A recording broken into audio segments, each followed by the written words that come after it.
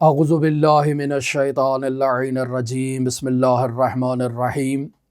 مقدمتاً آپ کی خدمت میں بیان کرتا چلوں کہ ایک ہے قول معصوم، یعنی وہ الفاظ جو معصوم کے لبہائے مبارک سے جاری ہوتے ہیں۔ فقہ اسلامی اور فقہ شیعہ میں وہ الفاظ حجیت رکھتے ہیں فقہی فتویٰ دینے کے لیے۔ اگر انسان کے پاس سند درست ہے اور درست انداز میں درست سلسلہ سند کے ساتھ معصوم کے لبہائے مبارک کی جنبش سے الفاظ کا جاری ہونا انسان تک پہنچ جاتا ہے، تو وہ فتویٰ کو جاری کرنے کے لیے، فتویٰ کو صادر کرنے کے لیے، عمل کرنے کے لیے وہ اقوال اور وہ الفاظ حجت ہیں، انسان ان پر عمل کر سکتا ہے۔ لیکن اگر انہی الفاظ میں اختلاف پیدا ہو جائے کہ دو طرح کے متعارض اقوال معصوم علیہ السلام سے ہم تک پہنچے ہوں، یعنی دو روایات ہیں، دونوں روایات صحیح السند ہیں، دونوں روایات معصوم سے جاری ہوں، یا چاہے ایک معصوم سے جاری ہو، چاہے متعدد شخصیات سے جاری ہو، لیکن چونکہ قول معصوم ہے اور تمام وہ اقوال جو معصوم کے لبہائے مبارک کی جنبش سے جاری ہوتے ہیں وہ حجیت رکھتے ہیں اور ان پر فتویٰ دیا جا سکتا ہے۔ لیکن مسئلہ اور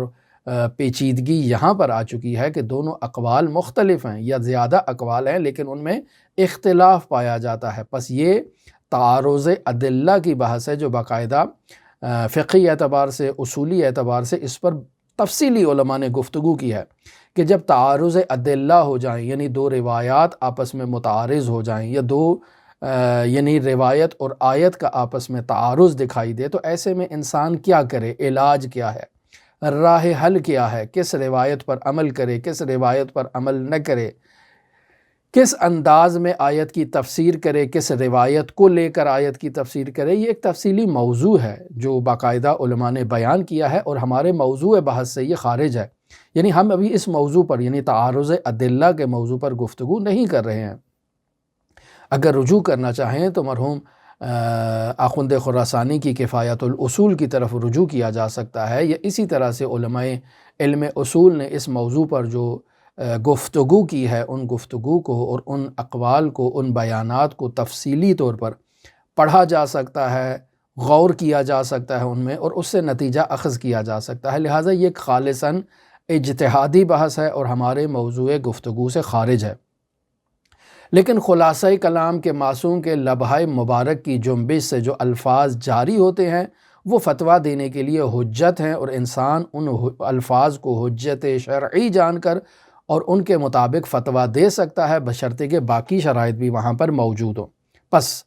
فتویٰ دینے کے لیے قول معصوم حجت ہے، فعل معصوم کہ معصوم کے لبہائے مبارک سے الفاظ تو جاری نہیں ہوئے، لیکن راوی اپنی آنکھوں سے مشاہدہ کر رہا ہے کہ معصوم علیہ السلام اس عمل کو اس انداز میں انجام دے رہے ہیں، اور راوی ان اعمال کو، ان طریقہ کار کو، اس سیرت کو ہمارے لیے نقل کرتا ہے اور وہ ہم تک پہنچتی ہے، سلسلہ سند بھی درست ہے۔ راوی کہتا ہے کہ میں نے معصوم علیہ السلام کو یہ فعل اس انداز میں انجام دیتے ہوئے مشاہدہ کیا ہے۔ جب وہ ایک مکمل سلسلے کے ساتھ اور طریقے کے ساتھ وہ سیرہ معصوم ہم تک پہنچتی ہے تو ہمارے لیے حجت ہے، اس کی مطابق انسان فتویٰ جاری کر سکتا ہے اگر انسان فقیہ ہے۔ ہر انسان کی بات نہیں ہو رہی ہے۔ اور آخری مورد تقریر معصوم ہے، یعنی ایک غیر معصوم کی بارگاہ میں، معصوم کے نظروں کے سامنے کوئی فعل انجام دے رہا ہے اور معصوم اسے فعل انجام دیتا ہوا مشاہدہ کر رہے ہیں، مقام بیان ہے، اور معصوم علیہ السلام اس کے عمل کو دیکھ کر خاموش رہتے ہیں، تو یہ معصوم کا خاموش رہنا تقریر معصوم کہلاتا ہے۔ یعنی معصوم علیہ السلام خاموش رہ کر اس عمل پر دستخط کر رہے ہیں، اس کی صحت پر، کہ یہ جو عمل انجام دے رہا ہے یہ عمل درست ہے۔ پس معصوم کا فعل کو انجام دیتے ہوئے مشاہدہ کرنا اور خاموش رہنا،